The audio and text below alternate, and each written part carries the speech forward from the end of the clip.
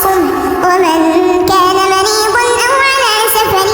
فعدة من أيام أخر يريد الله بكم اليسر ولا يريد بكم العسر ولتكملوا العدة ولتكبروا الله على ما هداكم ولعلكم تشكرون. وإذا سألك عبادي عني فإني قريب أجيب دعوة الداع إذا دعان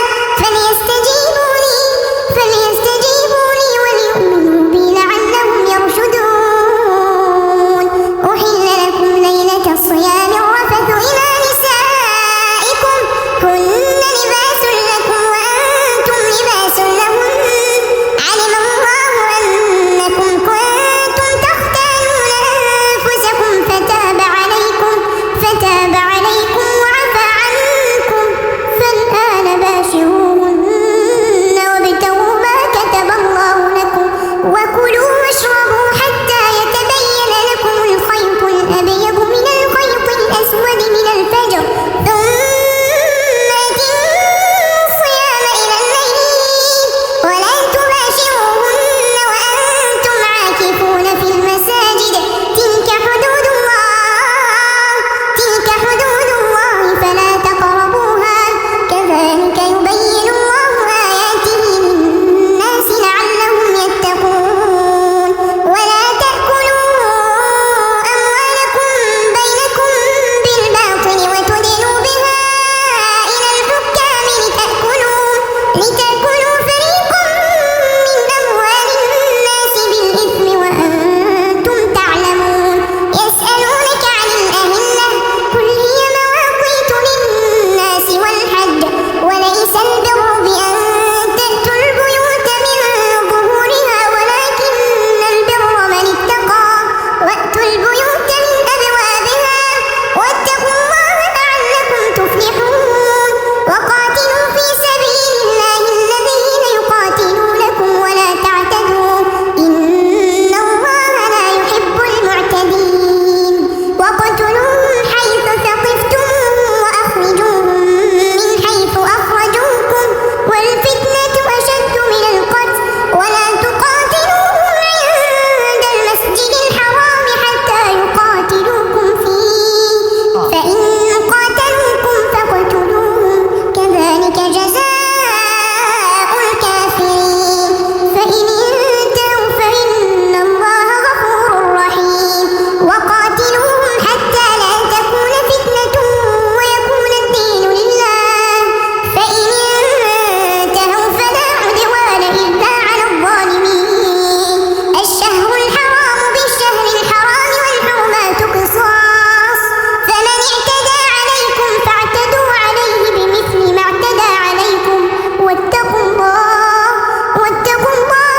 واعلموا أن الله مع المتقين. وأنفقوا في سبيل الله ولا تلقوا بأيديكم إلى التهلكة وأحسنوا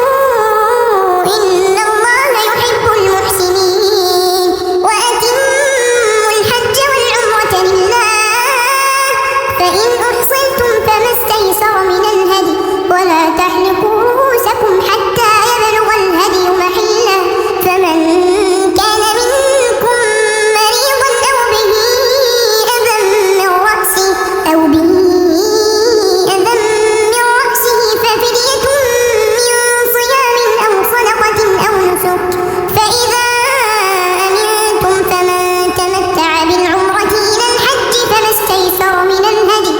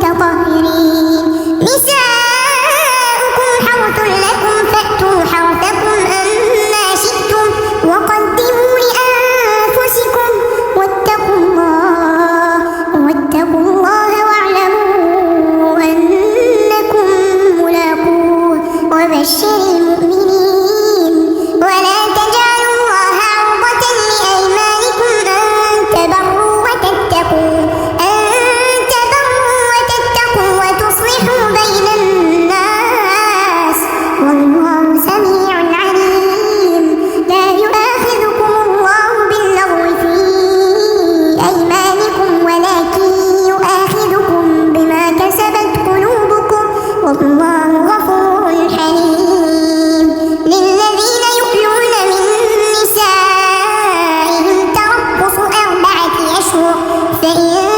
فاءوا فإن الله غفور رحيم وإن عزموا الطلاق فإن الله سميع عليم والمطلقات يتربصن بأنفسهن 3 قروء ولا يحل لهن أن يكتمن ما خلق الله في أرحامهن إن كن يؤمن بالله واليوم الآخر وبعولتهن أحق بردهن في ذلك إن أرادوا إصلاحا ولهن مثل الذي عليهن بالمعروف وللرجال عليهن درجة والله عزيز حكيم الطلاق مرتان فإمساك بمعروف أو تسريح بإحسان ولا يحل لكم أن تأخذوا مما آتيتموهن شيئا إلا أن يخافا ألا يقيما حدود الله فإن خفتم ألا يقيما حدود الله فلا جناح عليهما فيما افتدت به تلك حدود الله فلا تعتدوها ومن يتعد حدود الله فأولئك هم الظالمون فإن طلقها فلا تحل له من بعد حتى تنكح زوجا غيره فإن طلقها فلا جناح عليهما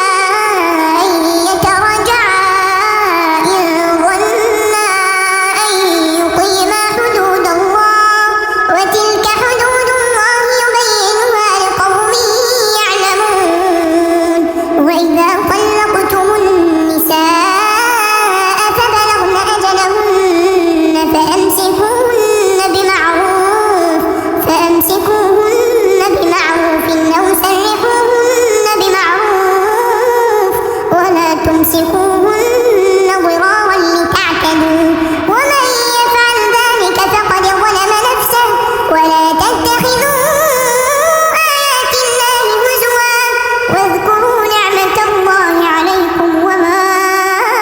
أنزل عليكم من الكتاب والحكمة يعظكم به واتقوا الله واعلموا أن الله بكل شيء عليم وإذا طلقتم النساء فبلغن أجلهن فلا تعضلوهن أن ينكحن أزواجهن إذا تراضوا بينهم بالمعروف ذلك يوعظ به من كان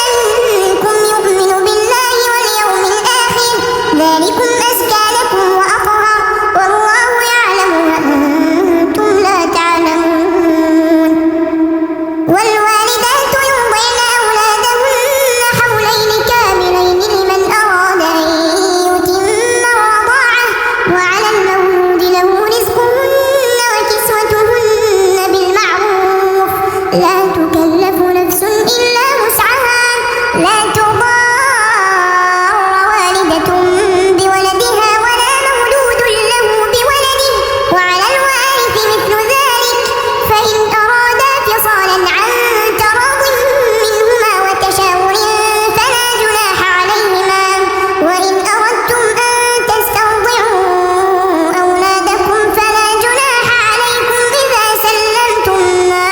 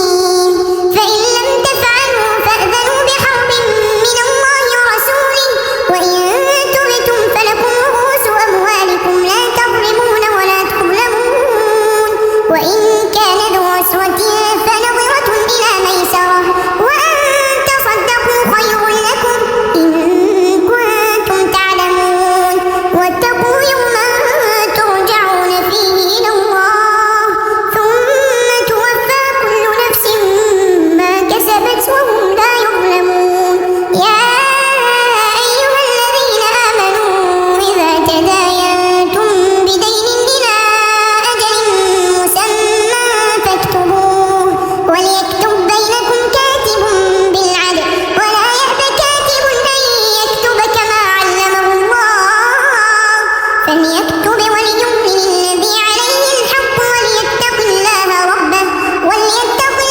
ربه ولا يبخس منه شيئا، فإن كان الذي عليه الحق سفيها أو ضعيفا أو لا يستطيع أن يمل هو فليملل وليه بالعدل، واستشهدوا شهيدين من رجالكم، فإن لم يكونا رجلين فرجل وامرأتان ممن ترضون من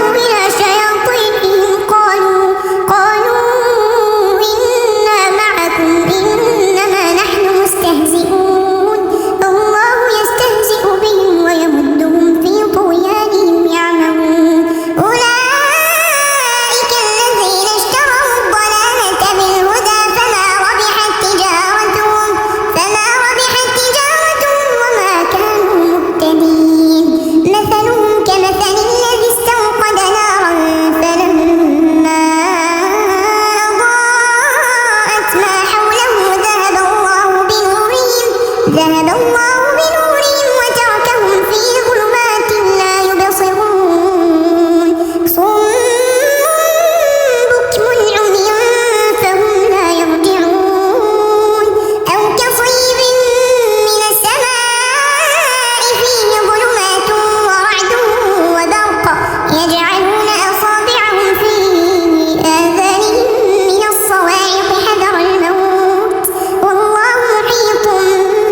بالكافرين يكاد البرق يخطف أبصارهم كلما أضاء لهم مشوا فيه وإذا أظلم عليهم قاموا ولو شاء الله لذهب بسمعهم وأبصارهم إن الله على كل شيء قدير يا أيها الناس اعبدوا ربكم الذي خلقكم والذين من قبلكم لعلكم تتقون الذي جعل لكم الأرض فراشا والسماء بناء وأنزل من السماء ماء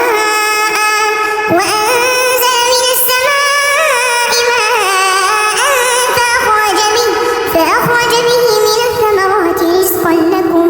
فلا تجعلوا لله أندادا وأنتم تعلمون وإن كنتم في ريب مما نزلنا على عبدنا فأتوا بسورة من مثله وادعوا شهداءكم من دون الله إن كنتم صادقين فإن لم تفعلوا ولن تفعلوا فاتقوا النار